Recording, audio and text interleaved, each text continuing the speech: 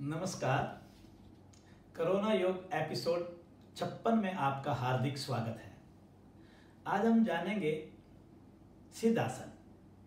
इसे सिद्धासन क्यों कहा जाता है, कैसे लगाया जाता है और इसके क्या लाभ हैं और किसे इस आसन का अभ्यास नहीं करना चाहिए। यूँ तो ये नाम बड़े आसान लगते हैं, लेकिन जब इन आसनों के अभ्यास को साधना से जोड़ा जाए और जानकारी के साथ जोड़ा जाए तो आनंद का स्तर, अनुभूति का स्तर बहुत ऊंचा हो जाता है। सिद्ध शब्द सिद्धि से लिया गया है। सिद्धि का अर्थ है पूर्णता, अर्थात अति इंद्रिय शक्तियां, ऐसी शक्ति जो इंद्रियों से परे की हो, अज्ञात को जान लेना, अदृश्य को देख लेना। अर्थात जब साधक सिद्ध आसन को पूर्ण कर लेता है तो उसे दूर श्रवण, दूर संवेदन, दूर दृष्टि जैसी शक्तियां प्राप्त होने लगती हैं। अतः इसे सिद्धासन कहा जाता है।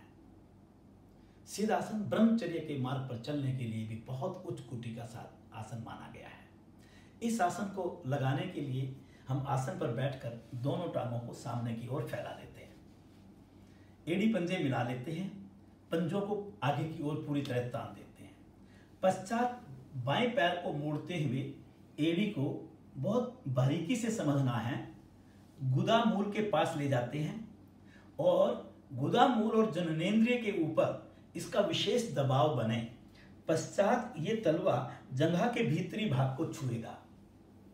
अगर आपका शिवनी नाड़ी और गुदा मूल के पास दबाव नहीं बनता तो इसी आसन की श्रेणी में आसन नहीं माना जाएगा। पश्चात दाएं पैर को मोड़ते हुए एड़ी को जननेंद्रिय मूल के ऊपर वाले भाग में इस प्रकार स्पर्श करें कि जगन अस्थि के ऊपर दबाव बने और अब दोनों पंजे, नीचे वाला भी और ऊपर वाला भी, हमारे पिंडली और जगह के मध्य आ जाए।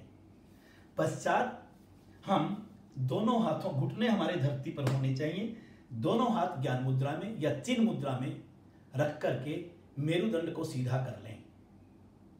गर्दन और सिर भी बिल्कुल एक सीध में हो। आंखों को कोमलता से बंद करें। शरीर को शिथिल कर लें। शिथिल शरीर का मानसिक अवलोकन करें। क्षमतानुसार आसन में रुकें। लंबे समय तक रुकने के लिए आप इसमें प्राणायाम की साधना, धारणा की साधना, ध्यान आदि की साधना का अभ्यास कर सकते हैं। यह आसन किसको नहीं करना चाहिए? अगर त्रिक अस्थि के अंदर किसी प्रकार का संक्रमण या विकार है, शाटिका का दर्द है या घुटनों में कोई प्रॉब्लम है तो इस आसन का अभ्यास ना करें। इस आसन के हमारे को क्या लाभ हो सकते हैं?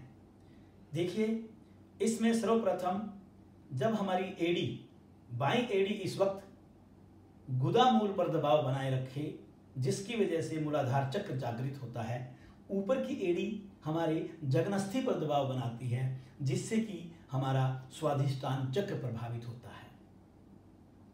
इस आसन के करने से वज्रोली मुद्रा और सहजोली मुद्रा स्वतः लग जाती है, जिससे कि यौन ऊर्जा ऊपर की ओर ऊर्ध्वागमन होता है उसका, और मस्तिष्क में वह पहुंचने से मस्तिष्क और स्नायु के दोष ठीक होते हैं और स्वतः ही साधक ब्रह्मचर्य की ओर बढ़ने लगता है, जिससे कि उसका आध्यात्मिक पक्ष विकसित होने लगता है।